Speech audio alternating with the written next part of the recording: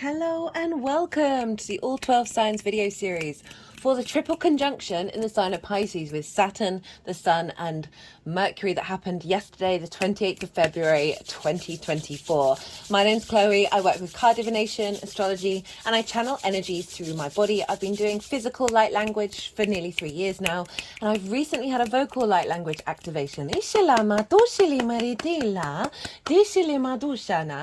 this is drawing in energies from different dimensions to help us heal, help us clear stuck energy, and open up portals to source to get us in alignment with our soul's frequency and integrate in this incarnation, right? So bringing in activation codes, even if you're not consciously aware of what's going on. And this is in alignment with your higher self to help bring some attunement to us all. For those of you who know your time of birth, I really recommend you check out the sign that falls in the first house. This is called your rising sign, where your ascendant is.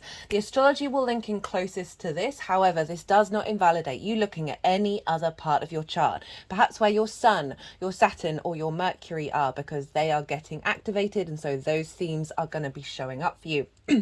Now, just look to wherever that sign falls in your natal chart, look to the house that it's in and the themes of that house. You want to apply those themes along with all the other meaning that's going on in that sign in your natal chart to the messages that come through. It's as if that sign has now moved to the first house, but with all of the meaning for you personally. So the astrology will still link in. You just got to add on a little personal natal chart maths on top of it. Right, I'm going to keep this introduction short and sweet and get on with reading for Taurus and Aries.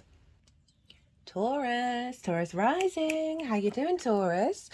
For those of you checking into the Taurus energy and it doesn't fall in the first house in your natal chart, look to the house that it does fall in. Look to the themes of that house and apply those themes along with all the meaning of what's going on in the Taurus area of your chart to the messages that come through. It's as if that Taurus energy has now moved to the first house, but with just all the meaning you got going on in your natal chart. So the astrology will still link in that I'm going to be talking about in regards to Taurus rising. It'll just have, as I said, everything that's going on in the Taurus area of your chart on a personal level. So I am pulling 5 cards.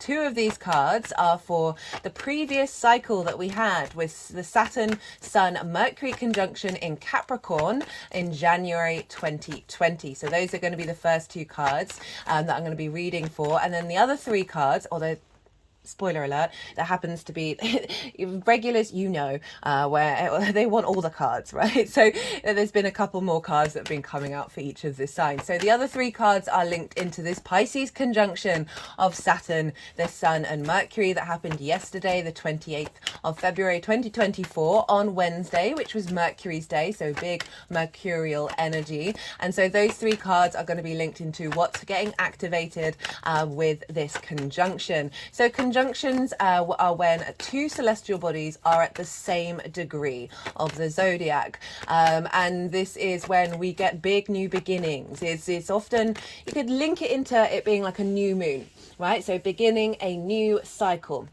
Now, another word that's floating around that you may have heard of before is Cazimi, and this translates as the heart of the sun. So we've got 2 Cazimis that are also obviously conjunction. So this is when a celestial body is exactly at the same degree as the sun. So this is when they get divine inspiration. They kind of get burnt up in the sun and receive more source energy and then start a new cycle. So it's very similar to a conjunction. It's just another word that's linked into when a conjunction happens with the sun. But imagine feeling very protected and very warm and getting divine inspiration when you're connected to the sun. So that's what Mercury and Saturn had yesterday, and also Mercury conjoined Saturn as well, all on the same day, which is wild. We're not going to have this for quite some time, and so big new shifts. And right, so let's get into the astrology of where that Capricorn cycle was for you, Taurus. And this is a fellow earth sign, and that happened for you in your 9th house. This is the house of perspectives. This is how you map yourself out in society, in your culture, in the world, in the universe, right? Your big picture philosophies, your morals, your ethics.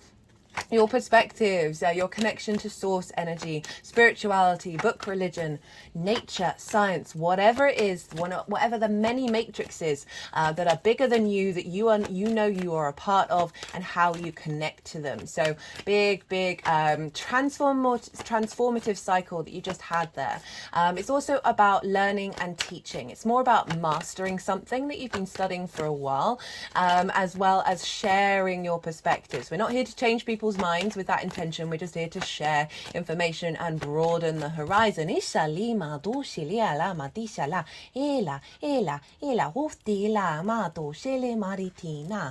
those who didn't catch the introduction, if you're new to the channel, I channel energies through my body. I've been doing it, the physical light language, for nearly 3 years now, and the vocal light language is a recent activation. These are drawing in energies from different dimensions to help us heal, help us attune, and help us clear stuck energy. Whoa, big first card showing up here. And so even if you're not consciously aware of what's going on, I'm still integrating it as well. I'm still on this journey, that it is in alignment with your higher self, of like helping bring more integration of you and your soul in this incarnation. So that ninth house energy, as I said, it's all about perspectives. It's also about going and living somewhere for a longish period of time in order to broaden your perspective. It's often linked into foreign travel, but it could be, say you've lived in the countryside your whole life and you decide to move to the town. That's going to be a different perspective.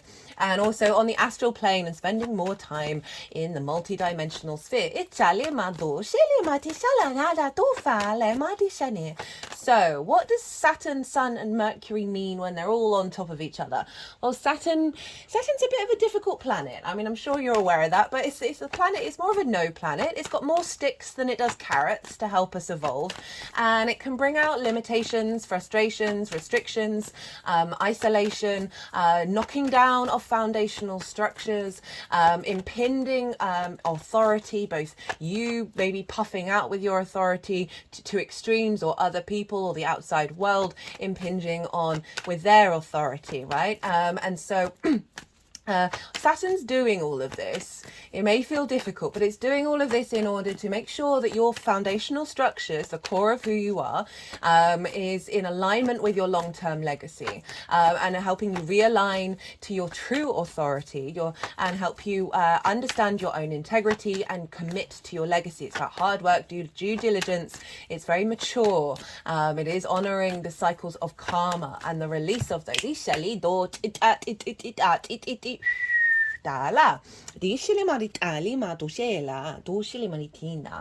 And so Saturn it is about legacy, most importantly, and commitment to that legacy, from a place of integrity, from a place of maturity.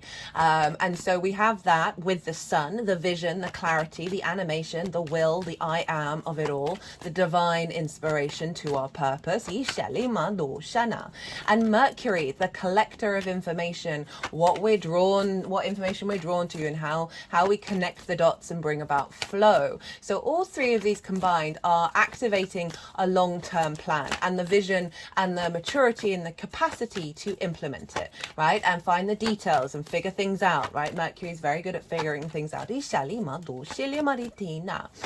So all of these combined, we're activating a big new cycle of the longer term plan, in terms of how you see yourself in the world, right? What your perspectives are. These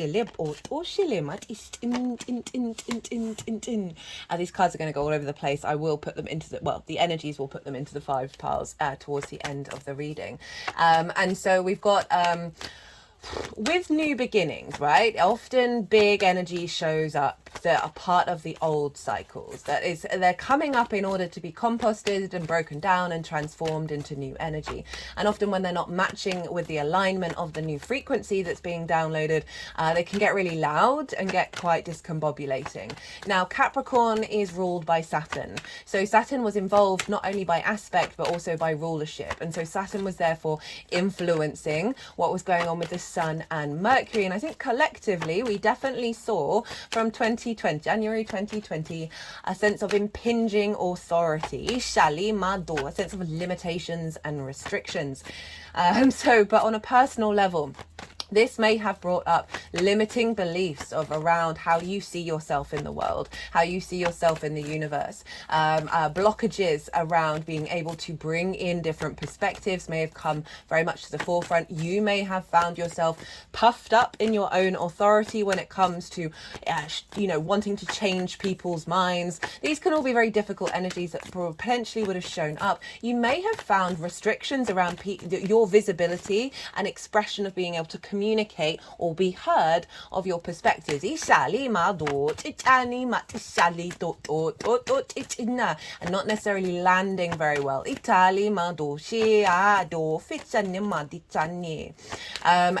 So these things may have bubbled up, but we're unfolding over the last 4 years. So as I said, this would have amalgamated in you feeling more confident within yourself, to your own legacy, you reconnecting back to the collective earth energy, those collective cycles, the longer term legacies of the planet, connecting to the consciousness of the planet. They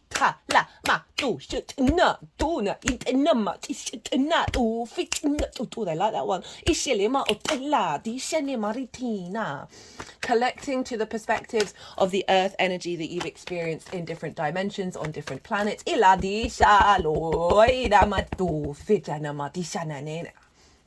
And overall, towards the end of it, a bringing together of all of this, of being able to share from a place of expansion rather than a place of limitation. And so that was kind of the Capricorn energy. As I said, it was being governed by Saturn, so it was very much focused on this area of your chart, and of the sort of the perspectives that you're bringing to the table.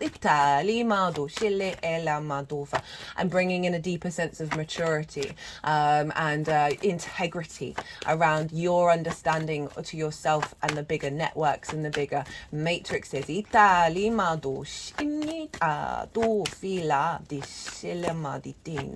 that's kind of the Capricorn energy. The two cards I'm pulling for Capricorn is what's been composted is the first card. What energy has been broken down, released and transformed. And the second card is what's been integrated and what is being magnified and activated with the closing out of this cycle.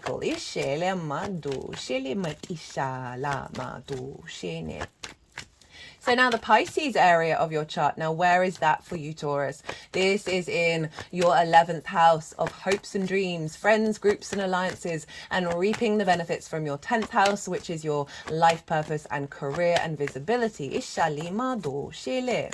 the house of good spirits. So got a similar conjunction, all happened on the same day, between Saturn, the Sun and Mercury. Now, I'm just going to touch on briefly about my own personal experience over the last couple of days, and I'm doing so because I've also spoken to some other people and saw an overall theme that connects to what I went through. I'm not saying you've all gone through this, but I'm bringing it up in case some of you have gone through some difficult times over the last couple of days, or gradually over the lead up to this conjunction, because it's a very big energy that's happening here. We're not having a conjunction like this for quite some time. And so before yesterday, the 3 days leading up to that, from the full moon in Virgo, which is very much linked into this conjunction because it has very, very similar astrological influence, is I went through 3 very difficult days. Probably the worst that I've had in quite some time. Obviously I get some rough days every now and again. And I go through phases of not feeling very connected and feeling a bit numb to things, just general stuff. But this was really big. Not quite dark night of the soul, but certainly heavy grief energy, a lot of pain, a lot of frustration. I felt quite dead inside. I felt really cold, while also very emotional and very grief stricken. And I knew it was linked into the astrology. I just wasn't really expecting it to show up quite so loudly.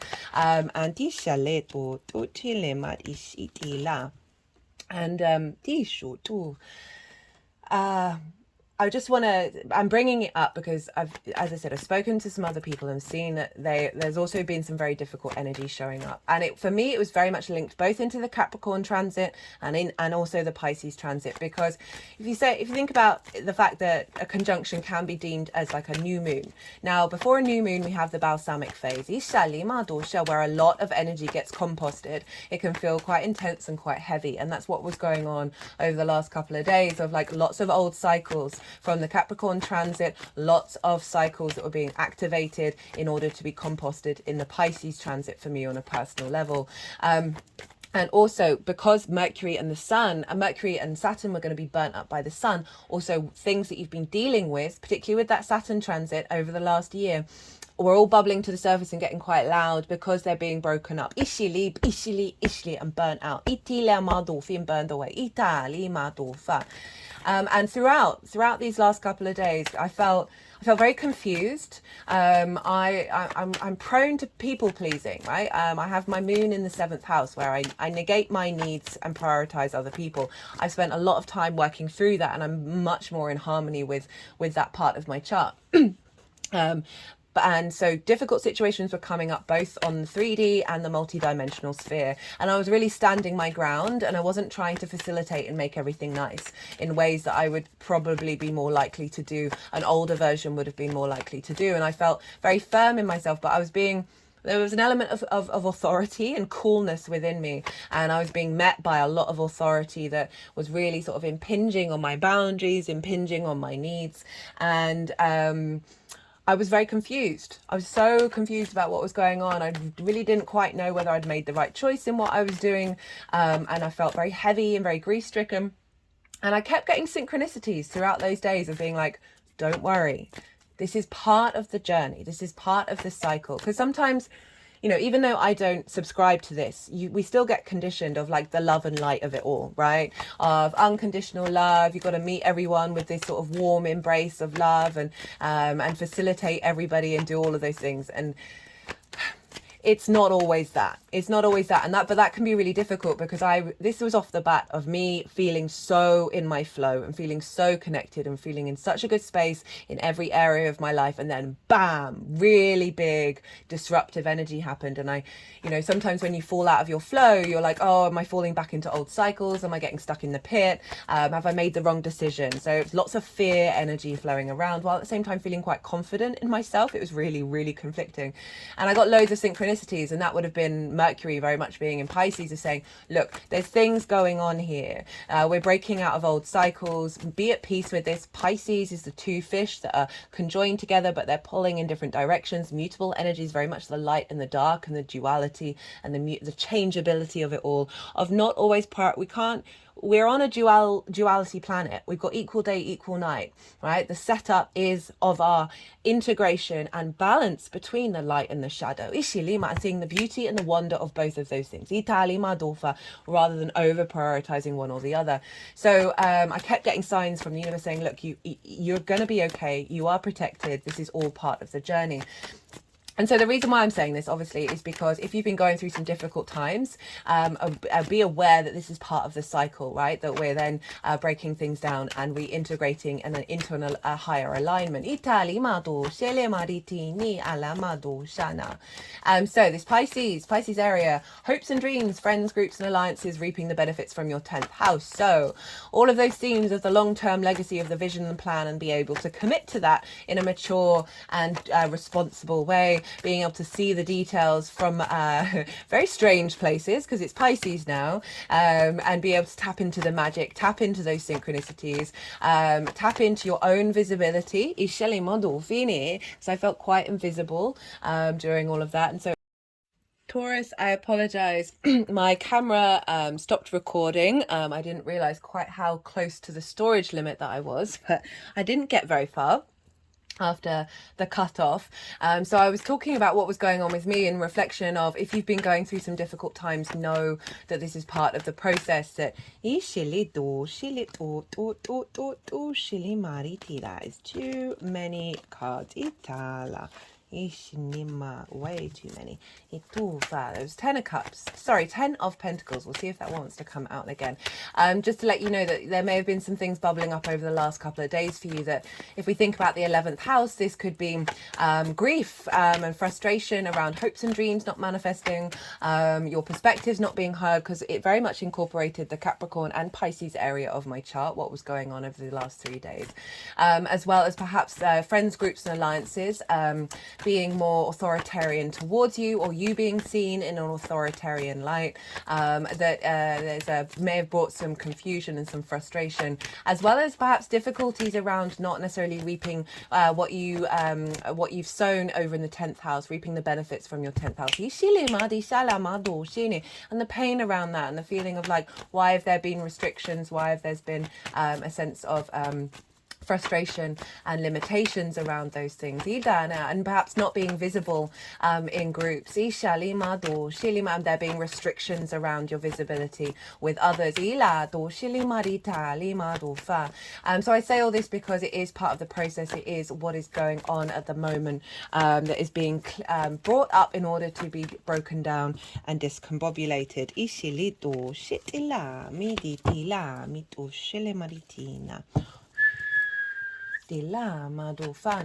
Now, so this is it's one of those difficult energies.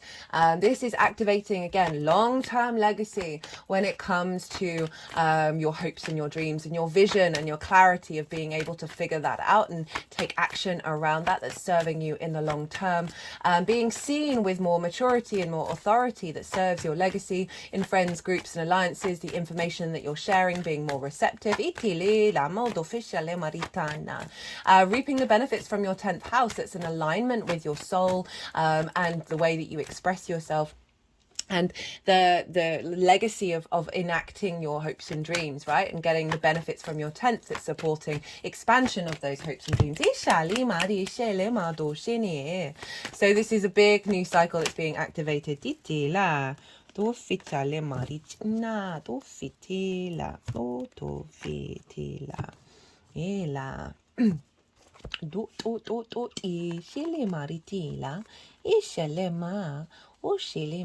Sorry, just they seem to want to do this. I've got other things that I want to say.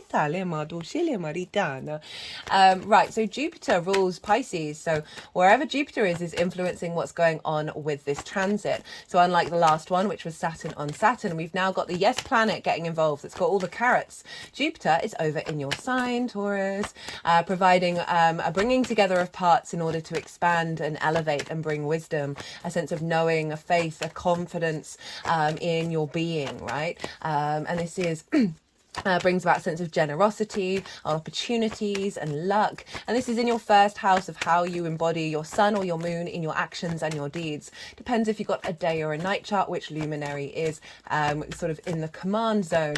And so this is your body, your appearance, your character, your sense of self, and often how other people see you. So we've got this expansion going on, this sense of wisdom and elevation that's coming to your embodiment of self, feeding into the 11th house. So it's going to be activating that visibility with friends, groups and alliances.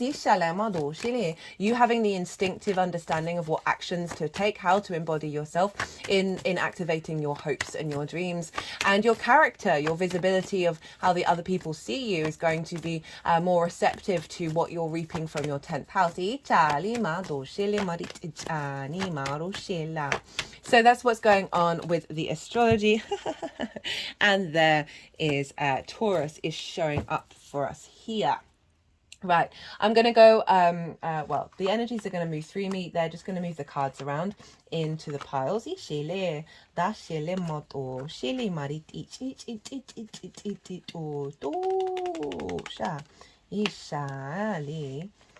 find it quite funny that we've got the star, which is obviously Aquarius, but it's about hopes and dreams, which is the 11th house.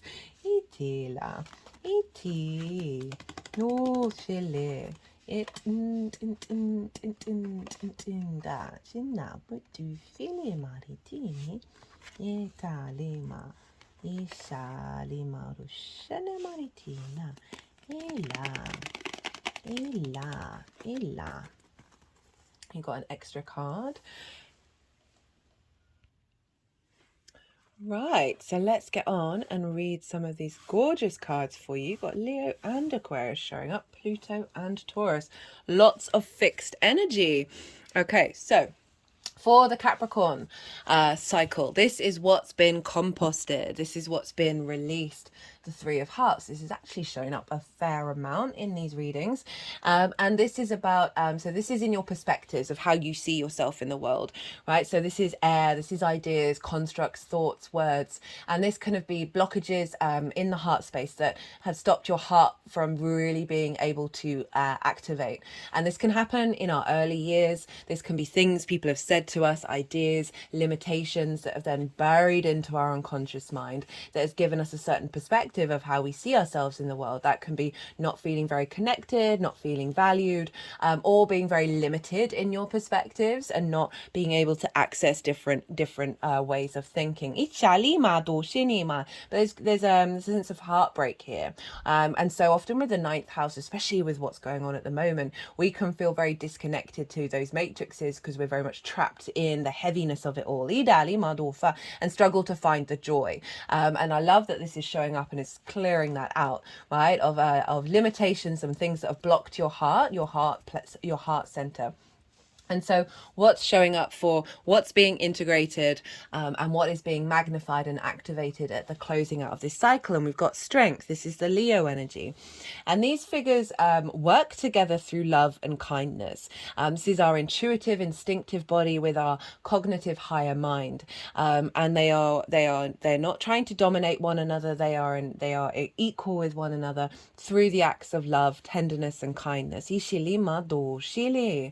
so this is saying that what's being activated is a real sense of balance within yourself, a sort of that courage and that strength within your heart, that you can blend different perspectives together from a place of peace, and also in the way that you share it is very accessible because you're accessing both the intuitive and the cognitive mind. The multi-dimensional and the 3D.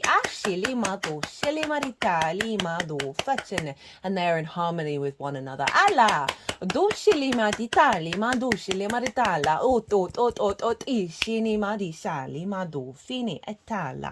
Now for the Pisces energy, this is the overall theme. By the way, I've written in the description box what each pile it represents. And this is Pluto, this is judgment, this is resurrection.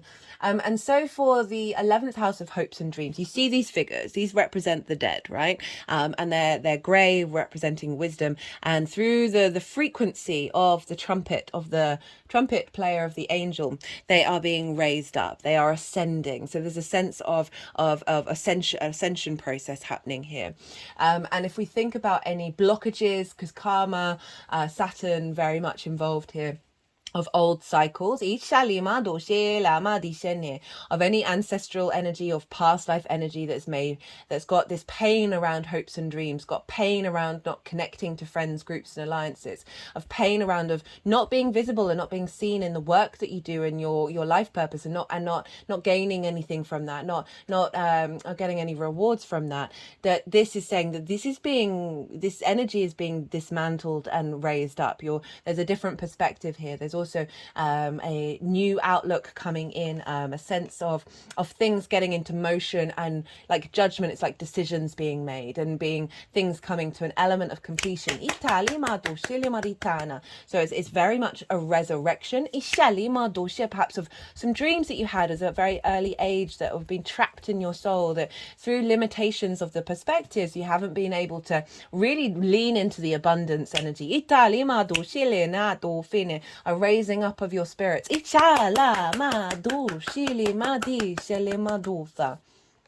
Now, the challenge, the difficulties, is the Two of Pentacles. And this, for me, is fear. This is very much a fear card. This figure is moving, but there's no momentum. All they're fixated on is keeping those balls juggling, keeping them up in the air. They're not able to think of anything other than that. It's very much survival mode. You see in the ships in the background, they're on these massive waves. Imagine if you're on that ship. You're in the moment, you're thinking about the thing you need to do in that moment in order to survive, but it's not about thriving. They're just moving moving it around the throat chakra. Now to the heart space. So I can see this energy showing up loudly, or not loudly, but certainly showing up, because it's bubbling to the surface in order to be broken down. That there's a challenge around you being able to get out of that fear mindset, that scarcity mindset, that survival mindset, Ishilima, which is so understandable. It's a very, we're the world that we live in is cultivating that. Like, can you possibly dream? Can you imagine? Can you think that you are worth getting out of being in this sort of performing monkey stage?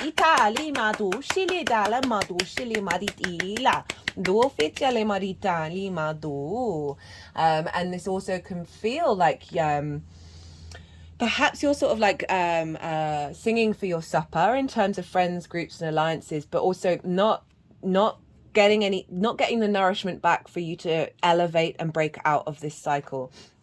And so there's maybe some old wounds that show up around that, of just feeling like this is going to just keep on repeating. Know that they're coming up in order to be broken down. And then for the tool to help with this and elevate this, we've got the Knight of Pentacles and the Star. Now, the Knight of Pentacles is the embodiment of the Pentacles. It's very earthly plane of the practical, of the earth energy, right? This is saying, keep doing what feels good in your body, right? Keep taking those steps. This is the biggest horse and the strongest horse in the tarot, but it's slow. So it's acknowledging, just take those steps, know you're going to get where you need to get to, and don't fall back into panic. And just know that, you know, through this embodiment of your hopes and your dreams, feel it in your body. Imagine what it feels like to, in the physical body, to get everything that you want from the 11th house. Don't think about the details, but just think about how that feels, and maybe have a meditative practice every day to tap into that. Now, the main card for the sort of the tool is the Star. And this is hopes and dreams. This figure is uniquely their self. They are unclothed. They have stripped themselves of their masks. They are doing deep, deep healing work in the process of realigning back to self. This follows the Tower card of then allowing bigger hopes and dreams, more galactic hopes and dreams, to bring them down into the 3D plane. So this is saying, acknowledge that there is an element of healing that's going to have to go on to help you be able to connect to abundance beyond scarcity. But it's also saying, dream big. Dream big, but get into the sensation of it, right? Not stressing over the how.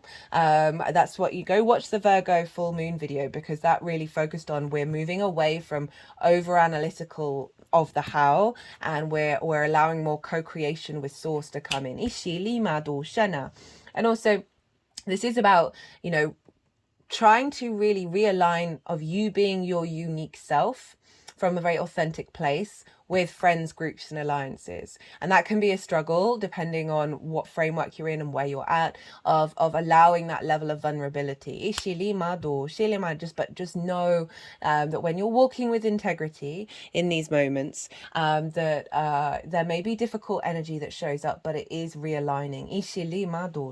The overall theme is the Guru card, right? So this is an extra bonus card to help us out. And the Guru is the Hierophant. This is Taurus, and this is a sense of, know you are a guru, right? We're all gurus, we're all students, we're all teachers, we're all students, and this is about it, knowing that you have the wisdom within you based on your experiences in this lifetime, many lifetimes, that you're able to embody that wisdom and know what steps you need to take. This also can be about, and because this is your Taurus energy of embodying yourself and sharing that with others, and know that that is going to be received, because we've got this new alignment of receptivity coming in, and ascension energy, of you being able to commit to yourself with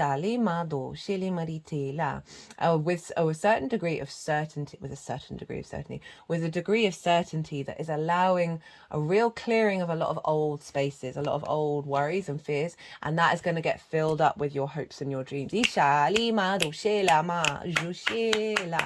And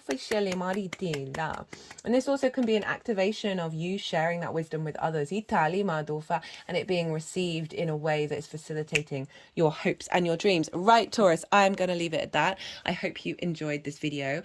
If you did, don't forget to hit the like button. Be good to yourselves, be good to those around you, and most importantly, Taurus, be well until we meet again.